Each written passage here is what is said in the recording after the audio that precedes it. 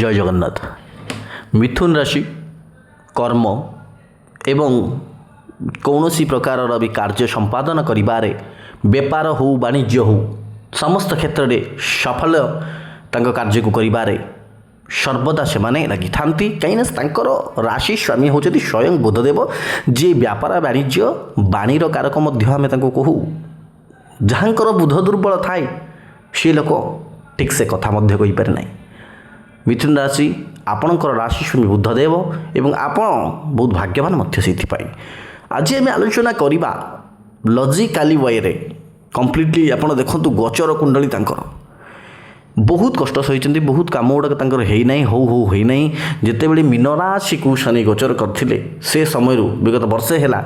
ମିଥୁନ ରାଶି ବହୁତ ଝଡ଼ଝଞ୍ଜା କଷ୍ଟ ସହିଛି। ତାଙ୍କ ଭିତରେ ବହୁତ ପ୍ରକାରର ପ୍ରୋବ୍ଲେମ୍ ହେଇଛି, ଯେଉଁଟା ଆପଣମାନେ ଜାଣିଛନ୍ତି। ବହୁତ ମିଥୁନ ରାଶିର ଜାତକ ଜାତିକା ଆମ ସାଥିରେ କଣ୍ଟାକ୍ଟ କରନ୍ତି, ଜାଣିଛୁ ତାଙ୍କର ମଧ୍ୟ ବହୁତ ପ୍ରୋବ୍ଲେମ୍ ହେଇଛି। ସେଇଭଳିଆ ଆପଣଙ୍କ ଜୀବନରେ ମଧ୍ୟ ବହୁତ ପ୍ରୋବ୍ଲେମ୍ ହେଇଥିବ ଯେଉଁମାନେ ମିଥୁନ ରାଶିର ବ୍ୟକ୍ତିବିଶେଷ। ତ ଏଇ ଯେଉଁ ଶନିଦେବଙ୍କର ଏବେ ବକ୍ରତାର ଫଳ, ଶନିଦେବ ବର୍ତ୍ତମାନ ବକ୍ରୀ, ସେ ମୀନ ରାଶିରେ ଅଛନ୍ତି ସତ୍ୟ, କିନ୍ତୁ ବକ୍ରତାର ଫଳ ଅର୍ଥାତ୍ ସିଏ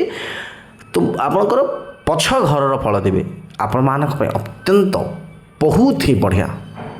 କେମିତି ଆମେ ଲଜିକାଲି ଆପଣଙ୍କ ଗୋଚର କୁଣ୍ଡଳୀ ଏବେ ଦେଖିବା, ଆଲୋଚନା କରିବା। ଏବେ ଆପଣମାନେ ଦେଖନ୍ତୁ ଆପଣଙ୍କର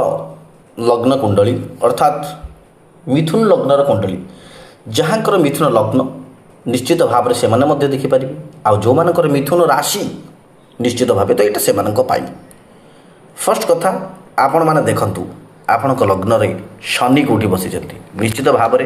ପ୍ରଥମେ ଆପଣ ଶନିଙ୍କର ଅବସ୍ଥିତିଟାକୁ ଦେଖିବାକୁ ପଡ଼ିବ। ଶନି ଆପଣଙ୍କର ଜାତକରେ ଦେଖନ୍ତୁ ଏଇଟା ହେଉଛି 10th ହାଉସ୍, ଆପଣଙ୍କର ଦଶମ ଘର ଗୋଚର କୁଣ୍ଡଳୀରେ ଏଇଟା ହେଉଛି ଆପଣଙ୍କର। ଏଇ ଯେଉଁ ଶନି ବକ୍ରୀ 138 ଦିନ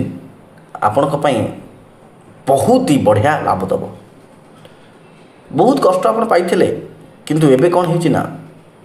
ଶନି ଏଇ ଯେଉଁ ଘରେ, ଦଶମ ଘର ହେଉଛି ଶନିଦେବଙ୍କର ଘର, ଏମିତିରେ ବୁଧଦେବ ଏବଂ ଶନିଦେବଙ୍କର ମିତ୍ରତା। କିନ୍ତୁ ଗୋଟେ କଥା ଆପଣ ଇମ୍ପୋର୍ଟାଣ୍ଟଲି ଭାବନ୍ତୁ, ଦେଖନ୍ତୁ ଶନି ଏ ଘର ଯେଉଁ ଫଳ ଦେଉଥିଲେ ଏବେ କ'ଣ ହେଇଛି ତାଙ୍କର ଗୋଟେ ଘର ପଛ, ଅର୍ଥାତ୍ ଏଇଟା ହେଉଛି ଭାଗ୍ୟ ଘର। ଭାଗ୍ୟ ଘରରେ ମଧ୍ୟ ଆପଣଙ୍କୁ ଫଳ ଦେବେ, ଅର୍ଥାତ୍ ଭାଗ୍ୟ ଘରର ସ୍ୱାମୀ ହେଇଗଲେ ଶନିଦେବ। ଭାଗ୍ୟ ଘରର ସ୍ୱାମୀ ଏବଂ ଯଦି ଆମେ ଆଲୋଚନା କରିବା ଦଶମ ଘର, କର୍ମର ଘର, ଆପଣଙ୍କର ଇନକମ୍, ପ୍ରଫେସନାଲ ଇନକମ୍ର ଘର ହେଉଛି ଶନିଦେବ ଯେଉଁଠି ବସିଛନ୍ତି ଆପଣଙ୍କ। ତ ଆପଣଙ୍କ ମଧ୍ୟ ଶନିଦେବ ଆପଣଙ୍କ ପାଇଁ ଶୁଭ ହେଇଗଲେ, ବକ୍ର ହେଇଗଲେ ଏବଂ ସିଏ ଆପଣଙ୍କର ଗୋଟେ ଘରର ପଛର ଫଳ ଦେବେ, ଯେଉଁଟା ଆପଣମାନଙ୍କ ପାଇଁ ଅତ୍ୟନ୍ତ ହିଁ ଶୁଭ। ତ ଗୋଟେ କଥା ଆପଣଙ୍କର କ'ଣ ହେବ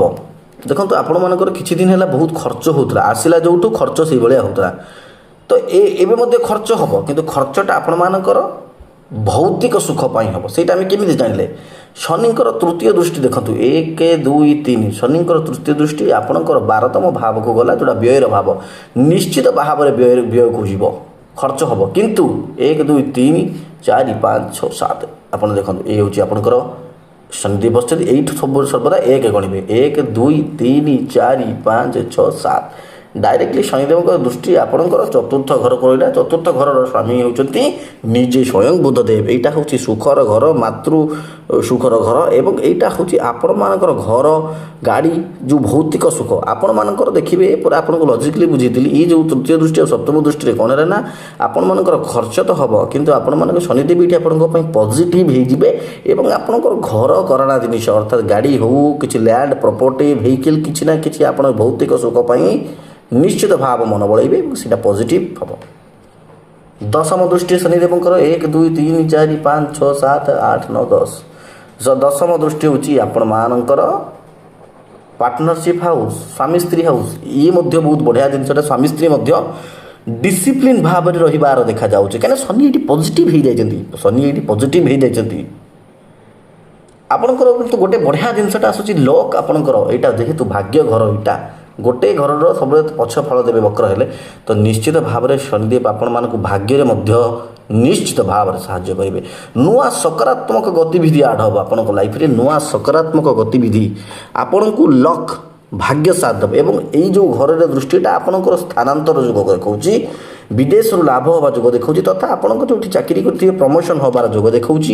दूर जगह स्थानांतर जोग अर्थात आप जब बम्बे थे कलिकता पलैबे जदि भुवनेश्वर अच्छा तो आप बम्बे पलैबे दिल्ली पलैबे अर्थात आप पॉजिटिवली आपण मानक लाभ कौन सी प्रकार इंटरव्यू जदि आप दौरान कौन सी प्रकार जॉब हो बिजनेस हो निश्चित भाव में आपण मानक शनिदेव प्रॉफिटेबल रहे शनिदेव देखो शनिदेव ये दृष्टिटा यहाँ मोक्षर घर कहुए तो आप स्पिरिचुआल आपड़ ये जो 138 दिन निश्चित भाव में आपण मानक लाभ तापर चतुर्थ घरे माँ को स्वास्थ्य को टिके आप जगी थे गोटे कथा माँ को स्वास्थ्य को निश्चित भाव में आपड़ टे जगी थे आउ गोटे कथा कौन सी प्रकार यात्रा जदि करने को बहुत दिन चाहिए कौन सी जगह गोटे बुलवाक जावाक ए टाइम रे निश्चित भाव में यात्रा प्लान आपंकर सक्सेस हम बिजनेस बहुत बढ़िया कहीं यहाँ पार्टनरशिप क्या साथ जब आप मिसिक पार्टनरशिप बिजनेस करते हैं फायदा अच्छी आपन को रेस्पेक्ट यहाँ सम्मान घर यहाँ हूँ आपणकर बाहर आपको के सम्मान दूसरी से घर रेस्पेक्ट हाउस आम कहू तो ये कौन ये आपको रेस्पेक्ट मिल भाग्य उदय हम कर्म आपंकर बहुत बढ़िया हम स्पिरिचुआल क्षेत्र में उन्नति हम भौतिक सुख जान वाहन गाड़ी लैंड प्रॉपर्टीज निश्चित भाव में मिल टिके हेल्थ इश्यू टिके हो पारे ये एक्चुअली मंगलंकर जेहेतु आपंकर वर्तमान आपंकर राशि देखिए आपंक जातक देखिए आपको षष्ठ घरे माने किए अच्छा आपटा जापर कि आपण बहुत दिन पर ये जो वक्रतार पॉजिटिव जो रिजल्टटा निश्चित भाव में आपण मानक अत्यंत बढ़िया आपण को प्रमोशन जुग अच्छी निश्चित भाव में आपण को प्रमोशन जुग अच्छी बहुत बढ़िया मिथुन राशि जदि कह सुवर्ण सुजोग किंतु गोटे कथा गोटे तो प्रश्न आप मन में भी आसो मो मन में से प्रश्न मु समाधान करी आपंकर देखो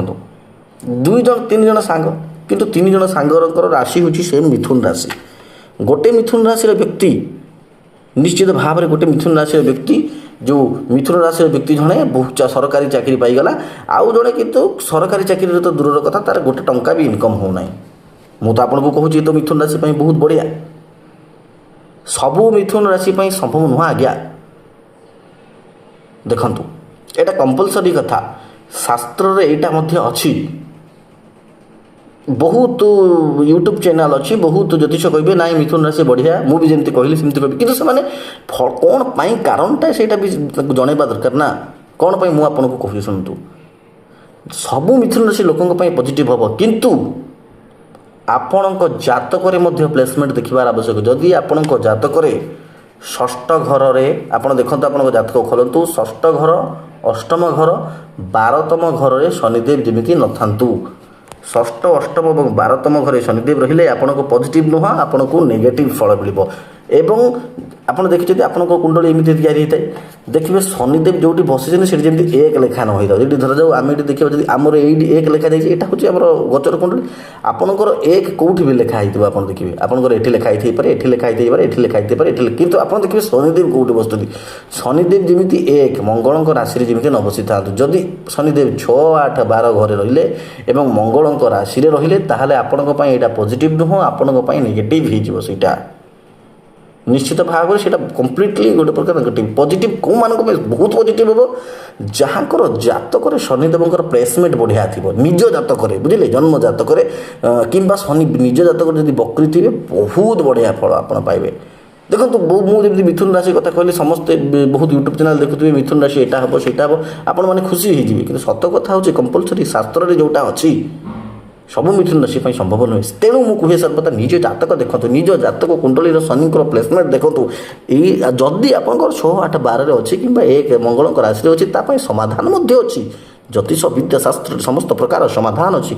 आपण मैंने आमको कॉल करेंगे आम साथी कनसल्ट करेंगे निश्चित भाव में आपण मैंने आपण जातक जीवन चर्चा आरंभ कर जीवन समस्त गतिविधि समस्त जिनिस जानीपारे आपण आमको कॉल व्हाट्सएप करंतु आपणको निज जातक किंबा आपणकर निज जन्म जो तारीख एक्जाक्ट तारीख एवं एक्जाक्ट टाइम सेंड करंतु बहुत अल्प स्वल्परे बहुत अल्प शुल्क आम आपंकर जातकर गतिविधि को रक्षा करी डिग्री वाइज देखा आम केपी चार्ट वाइज देखा हाँ आपण जातक शनिदेव डिग्री भल थी दरकार आम लाल किताब अनुसार देखो एटा तो हूँ लग्न चार्ट ये 60टा चार्ट आगे अच्छी तो भल भाव में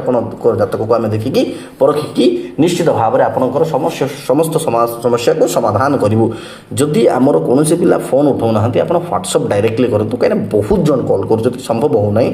तो आप बस आमको मेसेज भी करदे आपन को ठीक टाइम अपॉइंटमेंट आप बुक कलापर निश्चित भाव में आपको कॉल जीव आ हाँ शेष शनिदेव कर विजय मंत्र पाठ करूँ